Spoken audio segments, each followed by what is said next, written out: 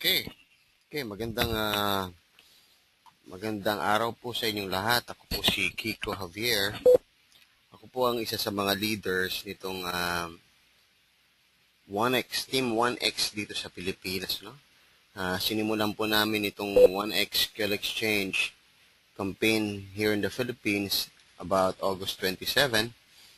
Nung kami po ng mga kasamahan ko, mga leaders din po sa industriya ay nakita namin na this is very possible. Posible po na makatulong tayo sa maraming tao with this kind of a business. No? So, hindi ko na patatagalin. I'll be talking to you about 1X QL Exchange. Okay? Okay. Ang 1X po is a feeder program of this company, QL Exchange. Ang QL Exchange po is it's a company na ang produkto po ay gold and silver. Na? So sa makikita po natin, ang gold and silver, yan po ang direksyon ng mundo ngayon bilang solusyon sa pagbagsak ng value ng mga pera, ng pera po.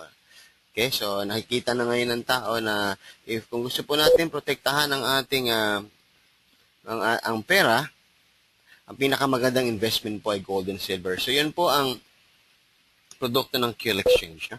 Ang kagandahan po, naintindihan ng QL Exchange na karamihan po sa mga tao ngayon ay hirap sa pera. No?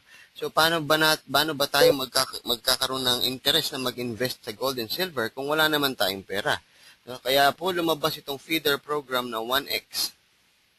Okay? So, ang 1X po is a feeder program. Isa pong programa ito para tulungan tayo na makarating doon sa QL Exchange at makapag-invest ng gold and silver. No? Okay? So, papakita po namin sa inyo sa halagang $5. No? O in peso po, kasama na yung mga bank charges. This is about 320 pesos. No? Sa halagang 320 pesos po, paano ba tayo magiging debt-free? No? Wala pong utang. No? So, alam ko po, karamihan sa atin, meron po tayong mga utang at lahat po tayo nangangarap dumating yung panahon na makabayad tayo sa mga utang.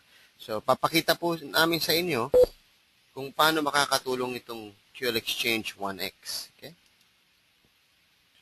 Yan po. So, ang mission po ng QL Exchange is tulungan tayo na kumita ng pera para makapag-invest. No? So,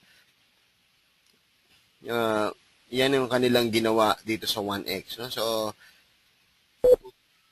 pagtulong talaga, no? Pagtulong, to help. No? Yun yung kanilang main function at main purpose. No? At mararamdaman nyo po yan, makikita nyo throughout the program.